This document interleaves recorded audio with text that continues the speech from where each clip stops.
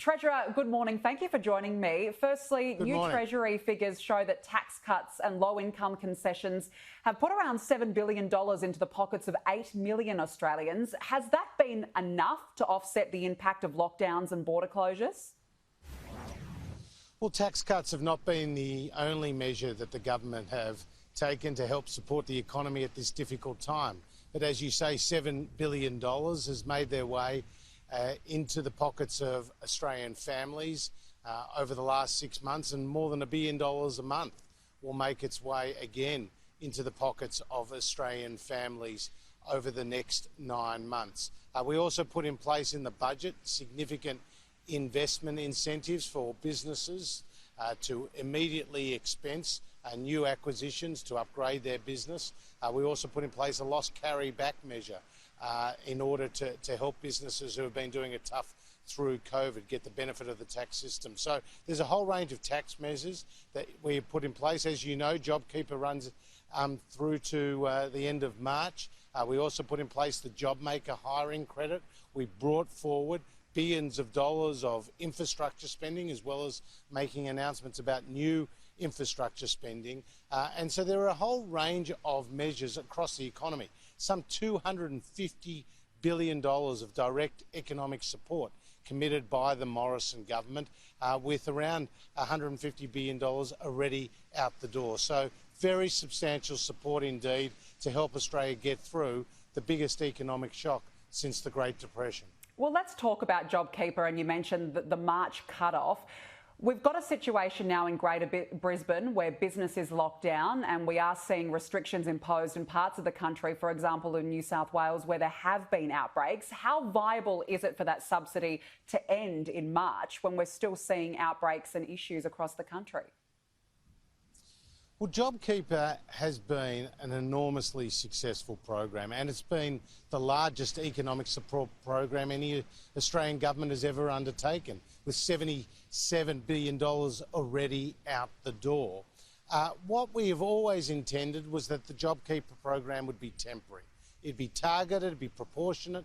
It was using the existing system. And as you know, we all originally put it in place for 6 months, and we extended it for another 6 months, and then we tapered it down. But what we did see in the numbers that came through for JobKeeper in the December quarter were 2 million fewer Australian workers who were relying on that support payment, and around 450,000 fewer businesses that were relying on that support payment. That was a sign that the Australian economic recovery was underway, and that businesses and their workers were graduating from JobKeeper. So yes, there will be some tough times ahead, but what we do know is that JobKeeper complements and sits alongside a whole lot of other support measures that the government has put in place, where money will continue to flow over the coming months, and that will continue to support the Australian community in this time of need. Well, what about for the tourism industry, Treasurer?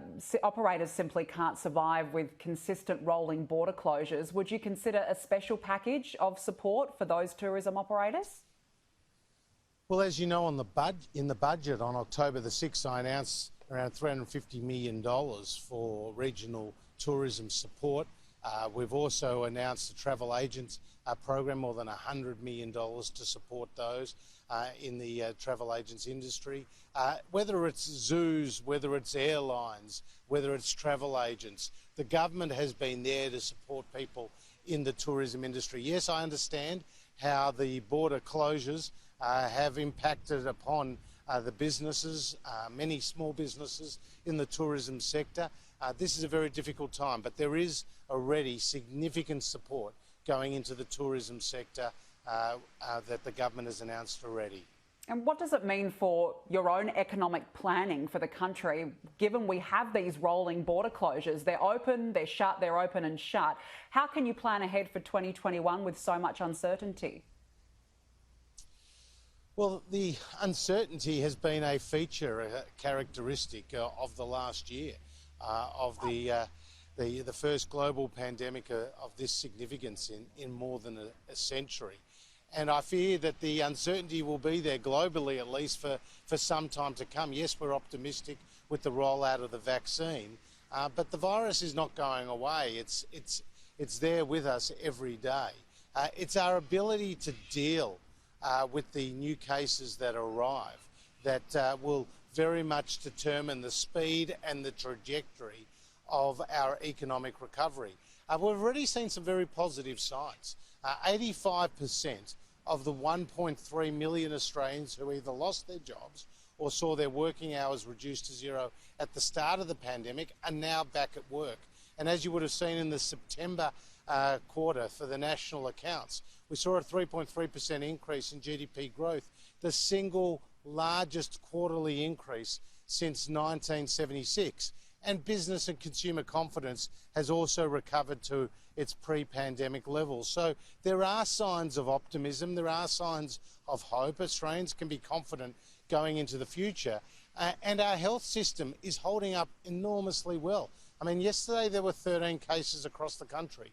There were 750,000 new cases across the world in one day. In the US, you've seen around 250,000 new cases. In the UK, 50,000 new cases. So our ability as a nation to get on top of the virus on the health front will very much assist the economic recovery, which is well underway.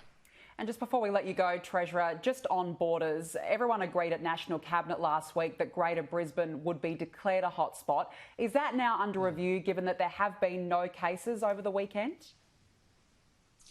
Well, as I understand it, the Queensland Premier will have more to say about the situation in Queensland. The Prime Minister has indicated the federal government's support for what the Palaszczuk government did in terms of that short lockdown in relation to that new strain. But we are dealing with a very challenging situation. There are new cases, there is this new strain, it is more infectious, and our ability to deal with that effectively and in a timely manner will be absolutely critical to our economic recovery. Treasurer Josh Frydenberg, thank you for joining me.